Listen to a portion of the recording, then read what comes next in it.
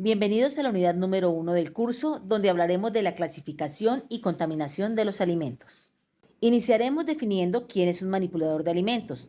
Un manipulador de alimentos es toda persona que por su actividad laboral tiene contacto directo o indirecto con los alimentos durante su preparación, fabricación, transformación, elaboración, envasado, almacenamiento, transporte, distribución, venta, suministro y servicio, y tiene la obligación de darle el correcto manejo higiénico a los alimentos con el fin de que lleguen en condiciones inocuas al consumidor final.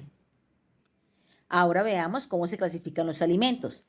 Los alimentos se clasifican según su origen y según su función.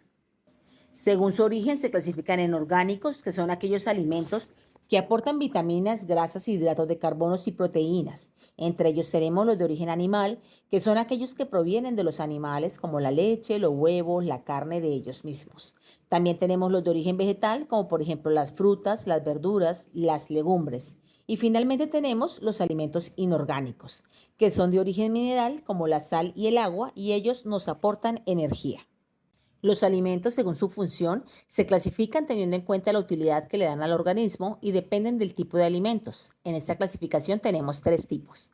Los alimentos energéticos, como su nombre lo dice, le proporcionan al cuerpo energía para poder realizar las actividades diarias y físicas como correr, caminar, trabajar. Algunos de esos alimentos son los productos de panadería y repostería, los cereales como el arroz, el maíz, el trigo, los dulces, los frutos secos como las nueces, avellanas, almendras, maní y los alimentos en almíbar como gelatina, mermeladas y compotas, entre otros. Los alimentos constructores de plásticos son los que ayudan a facilitar la reparación celular, la cicatrización de heridas y la formación de tejidos como los músculos y la piel. En este grupo encontramos alimentos como la leche y todos sus derivados, las carnes blancas y rojas, los huevos y las legumbres. Antes de hablar de los tipos de contaminación en los alimentos, debemos tener muy en cuenta que la contaminación alimentaria se define como la presencia de cualquier materia normal en el alimento que comprometa su calidad para el consumo humano. La contaminación de los alimentos se clasifican en dos, según su origen y según sus fuentes principales de contaminación.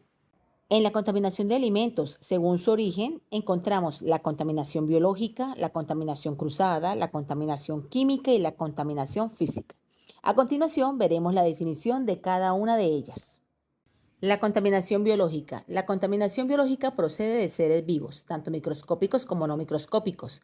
Los riesgos biológicos presentan ciertas particularidades respecto a otros tipos de riesgos. Por ejemplo, los microorganismos, una vez que han contaminado el alimento, tienen la capacidad para crecer en él y pueden constituir una fuente de contaminación peligrosa para la salud del consumidor, ya que en algunos casos no alteran de manera visible el alimento y puede deberse a la presencia de virus, bacterias, hongos y parásitos.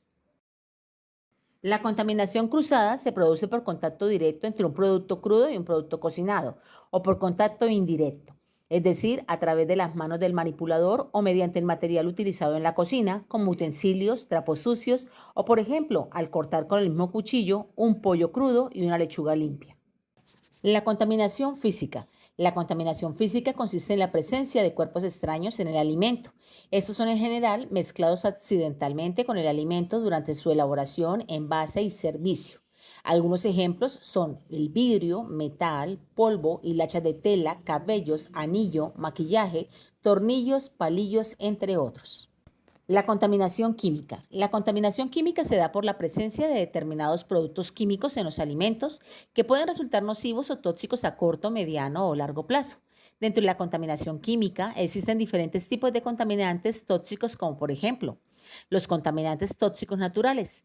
Algunos pescados o vegetales son capaces de producir toxinas que son dañinas para la salud. Por ejemplo, el pez globo posee en sus vísceras la tetrodotoxina, que es una potente neurotoxina que produce alteraciones nerviosas y el calor no la destruye totalmente, pero disminuye su toxicidad. Los contaminantes tóxicos ambientales son contaminantes que se encuentran en el medio ambiente y que pueden pasar a los alimentos por malas prácticas de manipulación. Algunos ejemplos de contaminantes tóxicos ambientales son el mercurio, que se utiliza en la elaboración de fungicidas, pinturas y plaguicidas.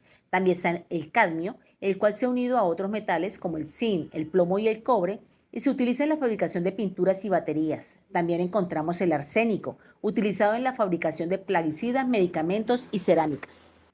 Finalizamos con los contaminantes tóxicos agrícolas, y ejemplo de ellos son los plaguicidas, que son sustancias químicas que destruyen las plagas de animales y plantas, como por ejemplo los fosfatos y los fertilizantes con nitrógeno.